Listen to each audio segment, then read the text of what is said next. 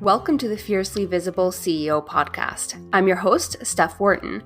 Join me as we dive into how to become a widely in-demand CEO that prioritizes balance between life and business, isn't afraid of making the scary decisions that get you results you actually care about, and unapologetically breaks the rules to build the business and life of your dreams.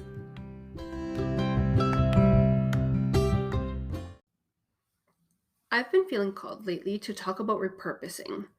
I know traditionally when you hear the word repurposing, you would think of content, right? You would think, okay, I create one piece of content, let's say on social media, and now you can go ahead and repurpose it in various different ways in order to hit different people, to attract your audience, different new leads, let's say, into your business through different either platforms, methods, etc.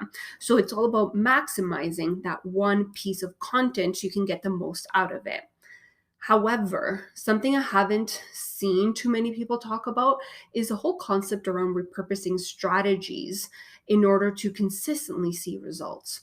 Because the reason this kind of came to mind is I've actually seen people who, let's say, they're working day in and day out inside of their business, they're promoting their offers perhaps, they are seeing some traction, they clearly have a successful business, they have the skills to provide certain offers, certain services, and they've seen results. Like they've actually gone ahead and landed clients. They've made money. They've delivered a product or a service, whatever that is, at the end of that experience, at the end of that transaction. And that's it. Like they've seen success. However, it is so common for people to experience that type of success, to see results, to land paying clients, etc., and then go and look the next day and be like, oh my goodness, like I suck. I can't seem to land another client. Like I cannot seem to book out my business. What is going on?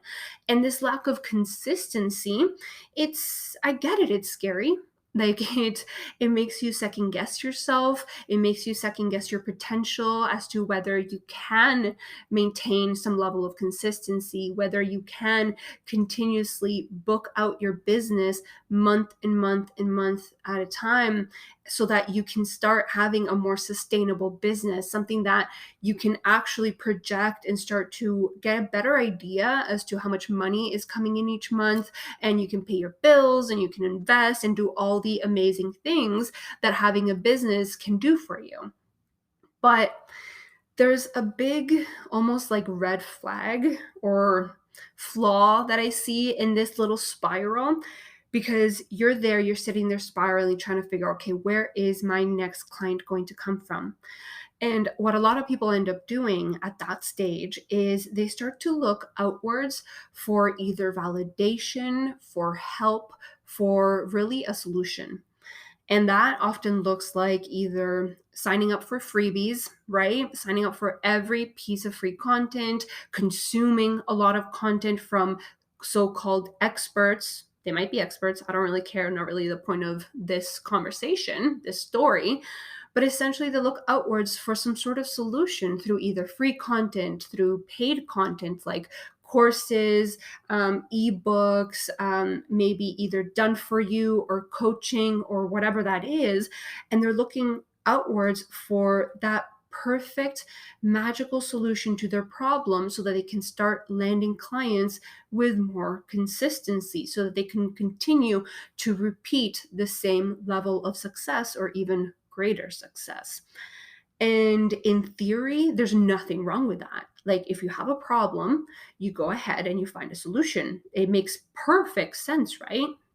But the reason why I see this sometimes as a red flag is because you're starting to doubt yourself. You're starting to doubt your potential, and you're starting to doubt what you're capable of. Because let's look at the facts. I was talking about the fact that they were already landing some clients. Doesn't have to be anything amazing. Like, I'm not saying they were already making six figures day one. Like, sure, that can happen, but it's not typically the rule of thumb. Typically, you do have to put in a lot of work in order to see like massive types of results. but they were seeing results. That's the thing. And they're already forgetting about their own potential, about their own skills, about their own level of knowledge, their expertise. So instead of going, okay, what did I do before in order to land that client, in order to see that type of result? They're now looking outwards, they're looking elsewhere to literally replicate what they've already been able to achieve.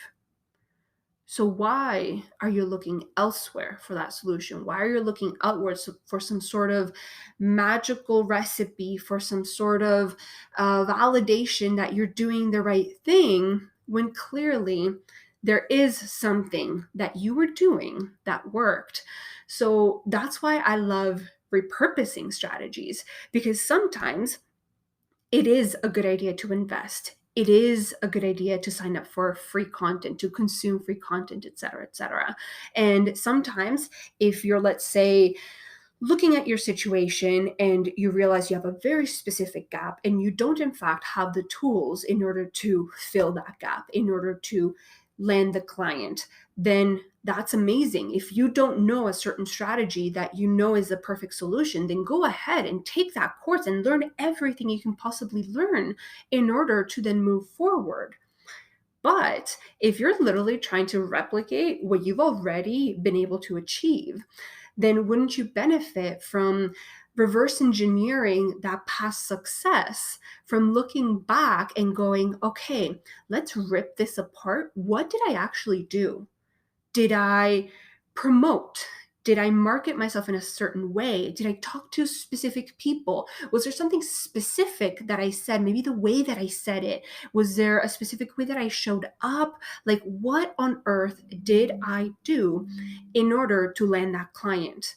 That one client, that those two clients, three clients, however much quote unquote success you've seen, right? And through that, start to create a plan of action by reverse engineering that success and figuring out, okay, so what is step one? Is step one creating content? Is it doing some research? Is it digging within and being more inspired? Is it, what's the answer? And then go ahead and start taking those steps and start to re-implement that exact same strategy that worked so well for you in the past. And through that, you're likely going to be able to see very similar results. And that's where, once you've kind of established what you as an individual are able to achieve, are able to see in result of whatever strategies you're implementing, then you can better analyze what gaps you truly have.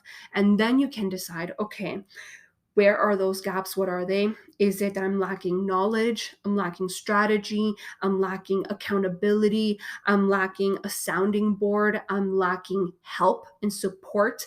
Like I'm lacking time. What is it?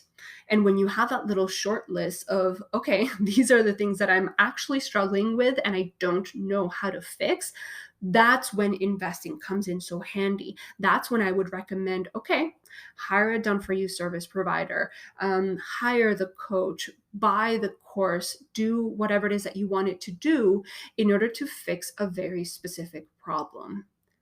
But first, look within, because a lot of the times you actually know so much more than you think. You've seen that success and you're more than capable of doing that self audit, reverse engineering that previous success, and going ahead and implementing it for the future in order to build that mini foundation of what you, at your current level, with your current experiences, with your current access to knowledge, time, whatever that is, what you're able to do inside of your business as that CEO, instead of just always looking elsewhere. This is something that I've actually done myself. And the coolest thing is that, who knows, maybe when you're first starting out, you won't reverse engineer something like mind blowing. Maybe it'll be something very, very simple, and that's okay. Maybe it will just be that, okay, when you do X, Y, and Z on Facebook, that works amazingly well. When you do X, Y, and Z through, let's say, blogging, through Instagram, through whatever, that works well for you. And it'll be a very simple strategy. That's cool.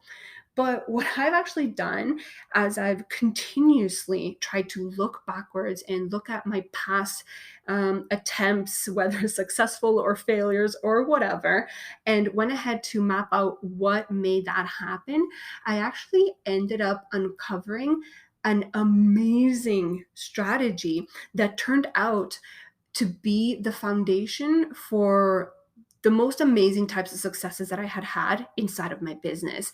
And it was all very similar. There was definitely a pattern in which I was the most successful inside of my own business.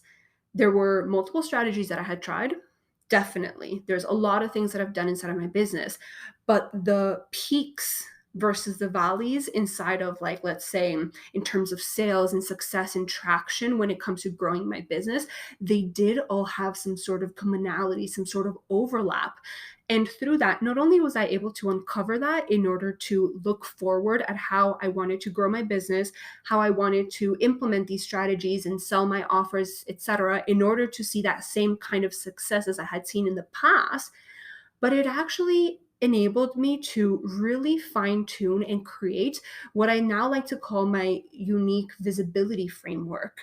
It's a framework that allows you to gain massive exposure so that you actually get seen by people who, quote unquote, would be qualifying as a dream client, right? It exposes you to a much more gigantic audience who you previously would not have access to. They're people outside of your community, people outside of your email list, outside of your Instagram followers, outside of your Facebook community. They're people who currently don't know about you, but through these framework, through these strategies, they now get to become, let's say, exposed to you. They get to learn from you. They get to feel inspired by the type of content that you put out.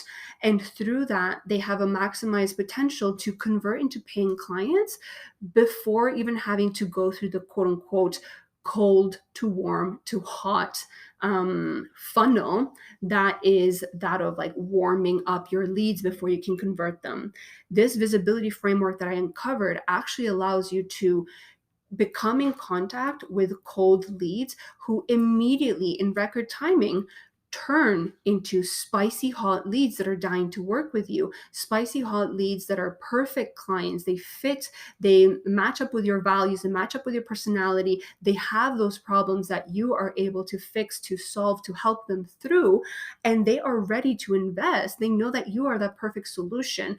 So it really cut a lot of the quote unquote red tape that I was experiencing inside of my business simply by going ahead and looking back at what had worked in the past, coming up with a framework, figuring out what that actually looked like as a strategy, and then going ahead and implementing and quote unquote recycling every single month a proven method. And that's exactly what you can do.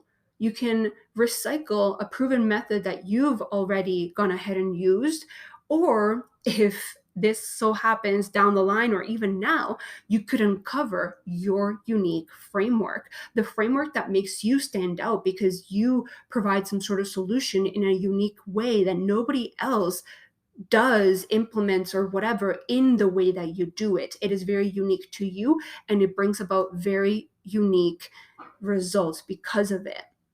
So all to say, I encourage you not to necessarily invest for the sake of investing, but looking within first to try and replicate the success that you are already capable of producing, and then figure out what the gaps are, and then go ahead and invest accordingly. Don't just invest for the sake of finding this magical solution.